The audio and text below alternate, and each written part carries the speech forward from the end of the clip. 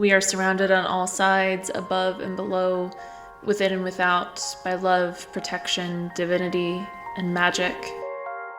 The circle is cast, and so it is. Hello. My name is Chelb. My pronouns are they, them. And this is Phasecraft Collective, your weekly check-in with the tarot to get the vibes, see what is possible, get a read on the energy surrounding us for the week to come. And boy, oh boy, is it a rough one out there, folks. You don't need to say anything. We all know what's up. We're all feeling it. And yeah, it's going to be a rough time. It's going to be a rough time, but hopefully we have each other. And I will do what I can to help support y'all. I will continue to do these, and I will continue to be here. And yeah. And that's what I'll do. Speaking of which, for the next week, I have 33% off all emailed readings. So 4-card or 7-card written emailed readings or recorded video readings, you can use the code HOPE, that's HOPE 33, HOPE 33, at checkout for an emailed reading and take 33% off those. Always a good reminder to let people know that I do have a code always for 20% off virtual readings, so the readings that we do together over Zoom. I always offer 20% off for BIPOC individuals, and I'm also expanding that to my fellow trans people as well. So if you want a reading, shoot me an email, shoot me a DM, and I'll send you the code and you can get 20% off. So just throwing that out there. And then, of course, feels like such a weird time to promote something, but we do have Tarotcraft final session for 2024, and who knows, maybe final session for a while, depending on how things go for us in the months to come. But that's happening starting December 7th, so get in on that too.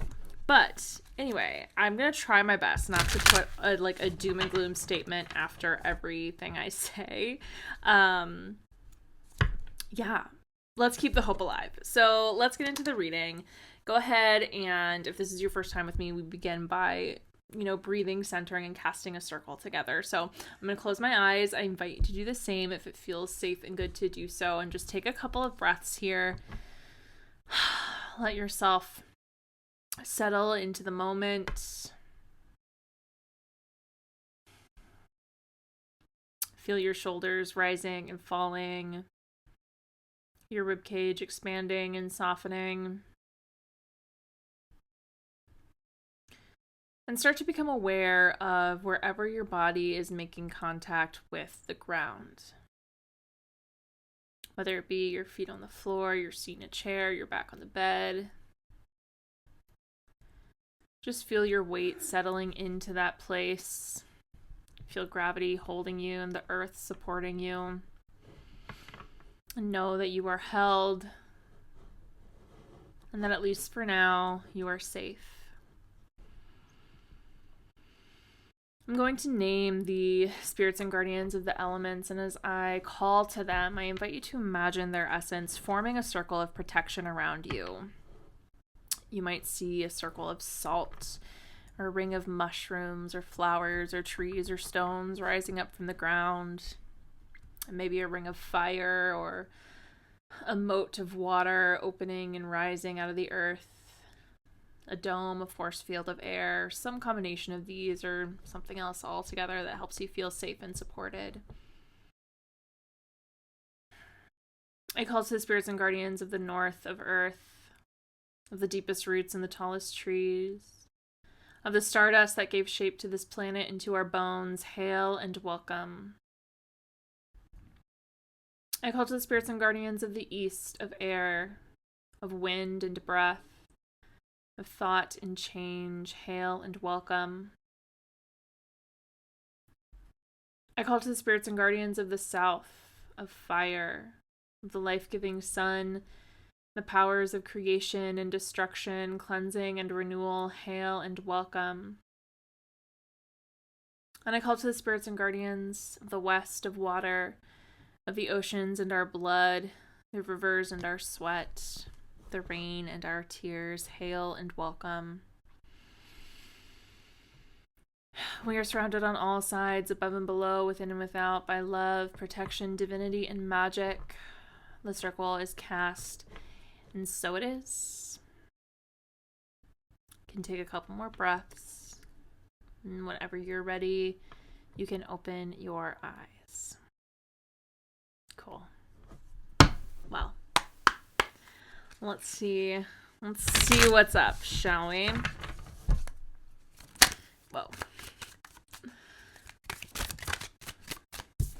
I posted a collective reading yesterday on Instagram that, was all about encouraging us to use our voices and trust our inner knowing in the face of oppression, which is all well and good. We're spitting out cards already. Ugh. All the way to the floor, making it impossible for me to pick it up. Come on, card. There we go. Okay, yeah. But sometimes figuring out how to use our voice, how to remember to be brave, is a little much. I'm using, oh wow, lots of swords. Okay, I'm using the medieval Scapini deck, which was illustrated in, I think, the 40s. It's like, so, you'll see in a minute. It's special. It's something else. The cards are slightly long and my hands are already cramping up, but let's see if we can get a few more cards here.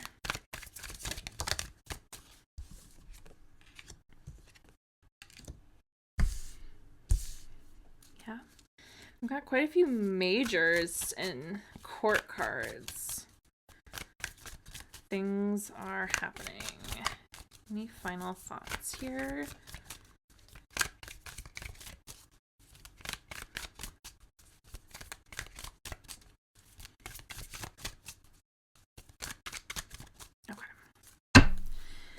Let's see what we've got. Okay, right away we were met with the 8 of Wands and the 8 of Swords. The lighting is not ideal right now. Oh, sorry, just hit the mic. Here, maybe that'll help. There we go. Yeah. Dark at 5 p.m. Gotta start actually doing these like earlier in the day. Anyway, 8 of Wands, 8 of Swords.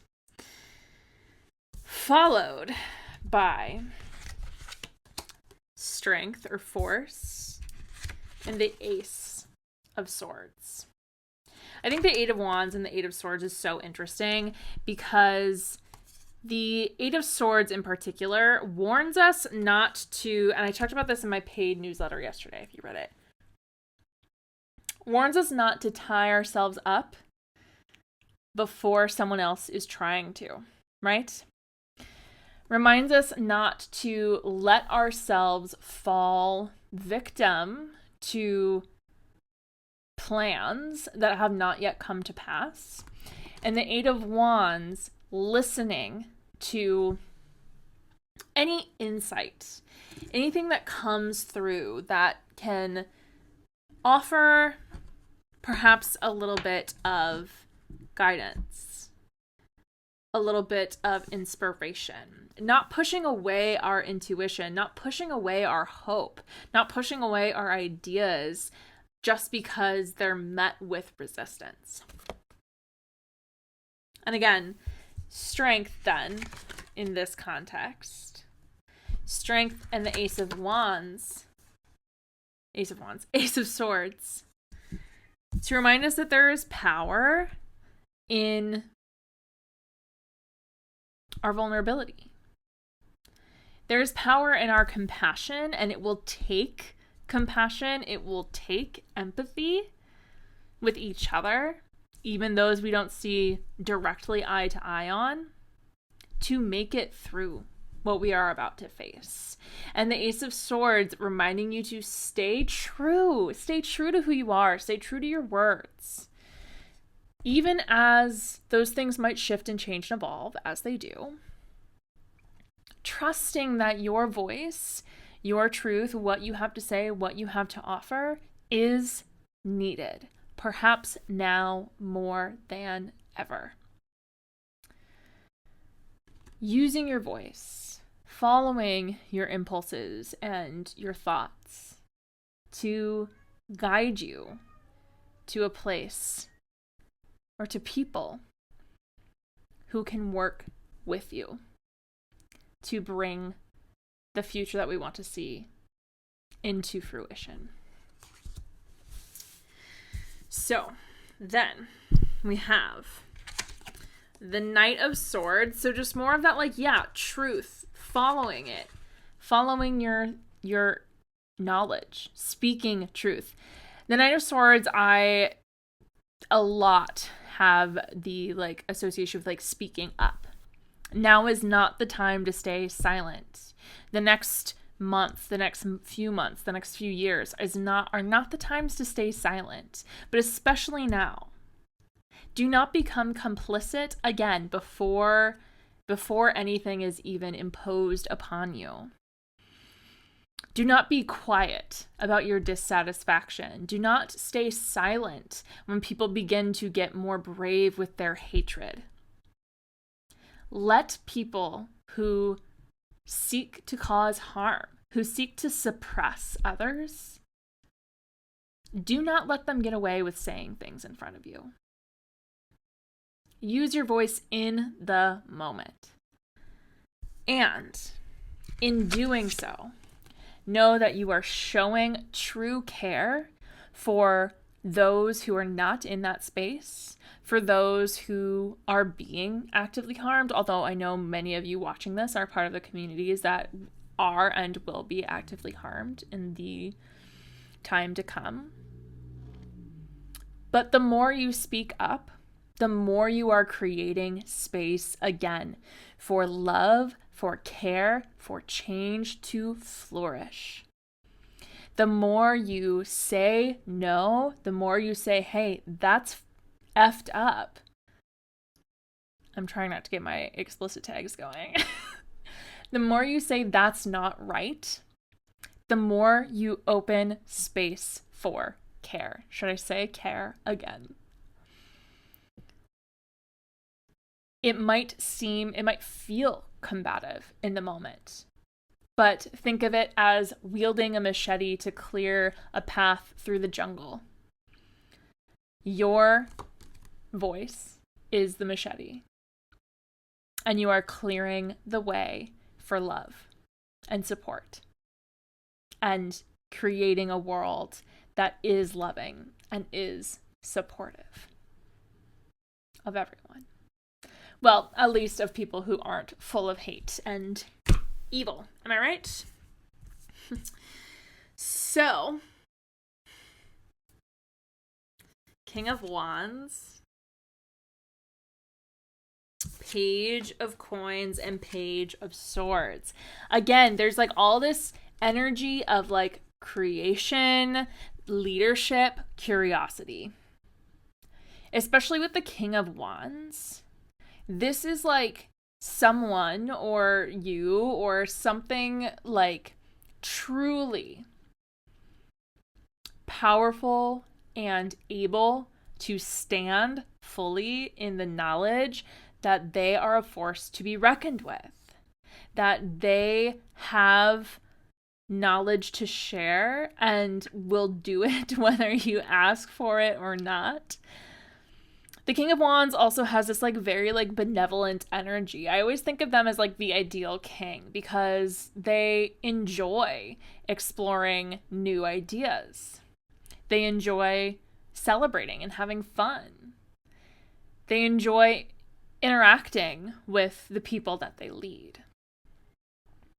And it's with this king and with the page of coins and the page of swords, who to me are like the two most curious pages in the deck. Well, Page of Wands is also very curious. All the pages are just like little bundles of exploration. But these are reminders to start learning how to create sustainable knowledge and support systems. Seek the leaders, seek people with the knowledge and the ability to share it. Seek the people who are already blazing a trail, and then see how you can learn from them, how you can fall in with them, how you can support their efforts. And in doing so, learning ways to support yourself and your communities as we move forward. And again, like learning to, like, seeking knowledge, seeking ways to make your life more stable now, so that in the future, when things feel unstable, you're resourced enough, or at least a little resourced, so that you can, again, support yourselves and support your community. We're finishing here with the 10 of Swords, followed by the Hermit and Death. The Hermit and Death did come out reversed, both of them. And to me, reversals are an area where focus is needed. And so the 10 of Swords, right? The 10 of Swords, everything feels awful. This feels like the worst thing that could have possibly happened to us. And so this moment asks us, okay, so how are you going to get back up? How are you going to meet this moment with, again, an attitude of possibility, with courage? How are you going to start to heal your wounds so that together we can begin healing as a society? So then the Hermit and Death in the reverse. Being fully clear on your own values, right? Being fully clear on who you are and what you care about, and letting everything else just fall away. Like I was talking about earlier, like now is not the time to stay silent. Whatever mask that you put on for the world, it's time to take it off. It's time to let the parts of you that keep your authenticity hidden fade away. Because now more than ever, we all need to live as our authentic self as much as possible. Push the boundaries of politeness as much as you can while keeping yourself safe. Push the boundaries of professionalism, of what is acceptable. And remember that when you stand up fully as yourself, you will attract others who see you and want to be seen by you, and who can create a system, again, of support and community. Let's go to the bottom of the deck. 3 of Coins. Building a supportive community again. But remembering that you don't have to start something new. You can find the people who are already doing the work and ask them how to support them, right? You don't need to be starting your own organizations or anything like that. Find lobbyist groups in your area that are fighting for the causes you stand for. Find local organizations, find mutual aid groups, find places where your skills can be utilized, even if your skill is picking up the phone and phone banking, even if your skill is writing an email. All skills are needed, right? If we're all only good at one thing, then we can't thrive. So find where you can be most useful and put yourself to work. This will be a long journey, and we will only get through it if we do it together. Cool. Cool, my friends. Well, that's the reading. Feels very real, but it always does, and that's why I do what I do. So let's go ahead and close this space. I'm going to once again close my eyes, invite you to do the same. Take a couple of breaths. Reimagine that elemental circle that you put around yourself. And take a big deep breath in. And as you exhale, let the circle release, sending salt, flowers, stones, earth back into the ground, water dissipating and returning to the earth, fire extinguishing, air dissipating, opening the circle and releasing the energy. I release the spirits and guardians of the west, the south, the east, and the north, sending you back to your place in the natural order with praise and with gratitude. I send the energy of all those watching and listening back to them whole, complete, and intact. I take my energy back to myself whole, complete, and intact. May we remain friends, though our energies are no longer crossed, corded, or tangled at all, starting now. Take a breath, feel your energy settle into you, all yours. The circle is open, and so it is.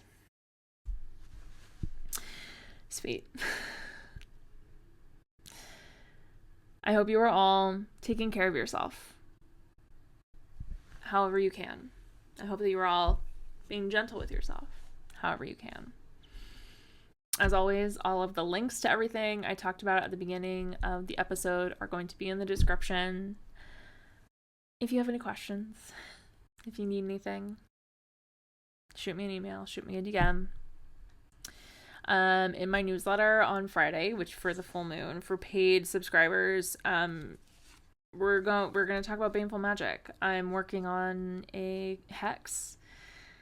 So if you're not a paid subscriber and that's interesting to you, you can join for $8 a month, or you can use, you get one free preview, so you could use that to access that. But I will talk a bit about baneful magic and protection in the free version as well. But just know that that is coming, and that I'm thinking of you. And yeah, I'm sending you all lots of love, lots of hope. And I will see you next week.